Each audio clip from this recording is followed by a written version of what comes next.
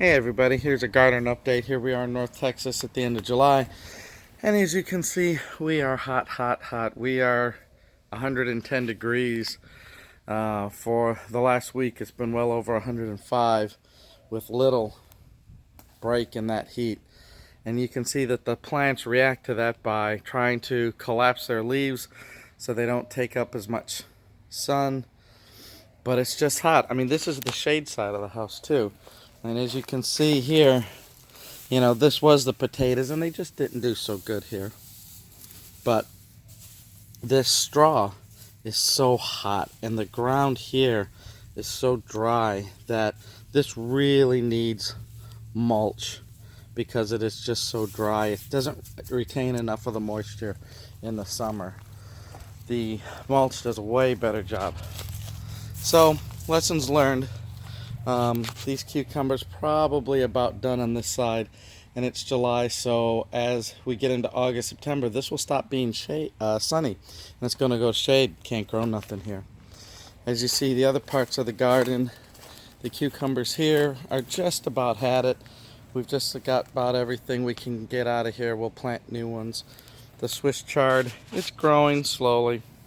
Here, the herb garden's done a better job, and here's a weed. Let me pull that. Basil and all that's doing good. This is a nice herb box, doing really well.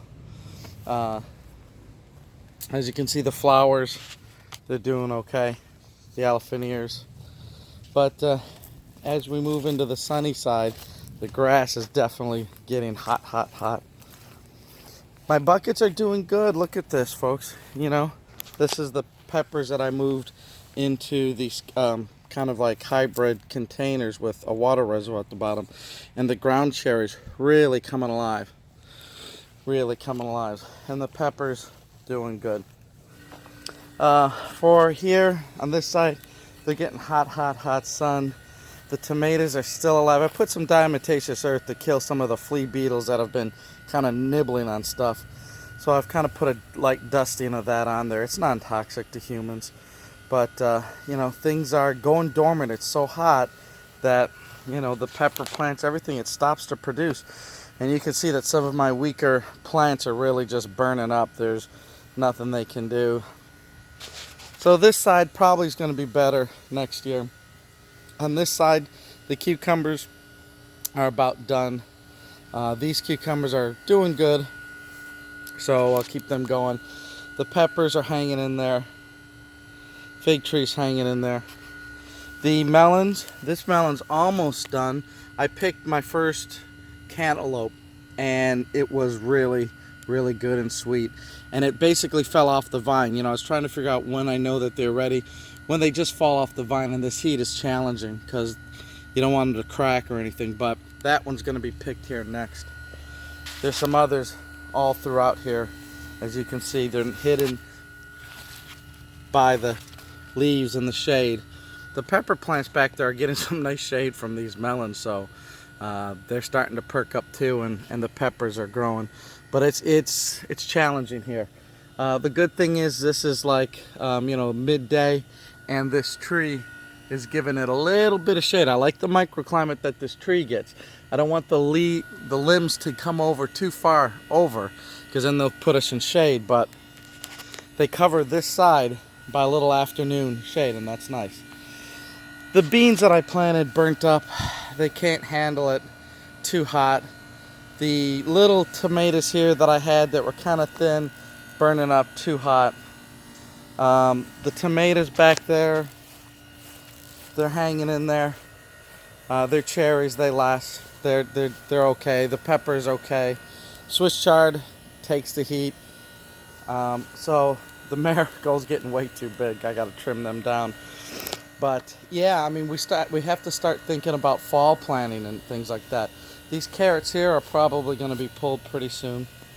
But yeah, it's just so hot now. It's challenging. Really challenging. I'm letting the melons go where they want to go. The raspberries are growing. It's their first year, so I don't expect them to turn into a lot of raspberry plants, but we'll let them go and get established. The strawberries, same way. Plants are getting greener and bigger. Here we have a nice melon hanging in there. Feels heavy, lots of water. Plants are doing good, hanging in there. The Malabar spinach from last year, growing. Ooh, it's so hot. The tomatoes here, they are hanging in there.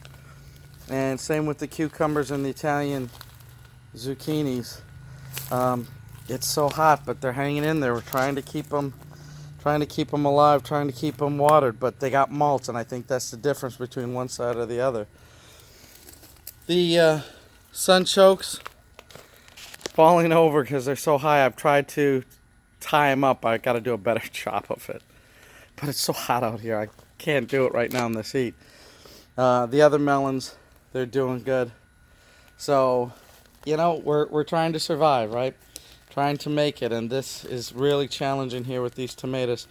They're getting a lot of sun, and we need a break in the action. We need to get out of the 110s, thank you very much. But these are here. I'll give them a shot of fertilizer in the morning, keep everything going. But anyways, folks, this is the garden, and here we are, and it's hot, hot, hot. Talk to you later.